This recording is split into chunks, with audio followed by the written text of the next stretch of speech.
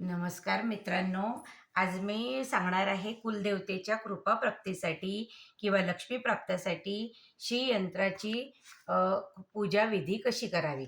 महिन्यातील दर महिन्याला अष्टमी, पौर्णिमा आणि चतुर्दशी या तिन्ही दिवशी जेव्हा तुमचं जमेल त्या दिवशी यंत्रावरती श्रीयंत्रावर 16 वेळा श्रीसूक्त म्हणायचं आहे आणि श्रीसूक्त म्हणून पंचामृताने किंवा शुद्ध जलाने अभिषेक करायचा आहे. रोज अभिषेक केल्यास फार उत्तम आहे, पण आपलं रोज जमत नसेल तर कमीत कमी अष्टमी, पौर्णिमा आणि चतुर्दशी या 3 वारी आपल्याला करायचं आहे. रोज श्रीयंत्राचे पूजन करून देवीचे अष्टोत्तर नामावली म्हणून श्रीयंत्रावर कुंकुमार्जन करायचे आहे आणि ललिता सहस्त्रनामाचे स्तोत्राचे वाचन पठण करायचे आवश्यक आहे. श्रीयंत्राविषयी या प्रकारची माहिती कमीत कमी वेळात मी सांगते आहे, त्याबद्दल क्षमस्व.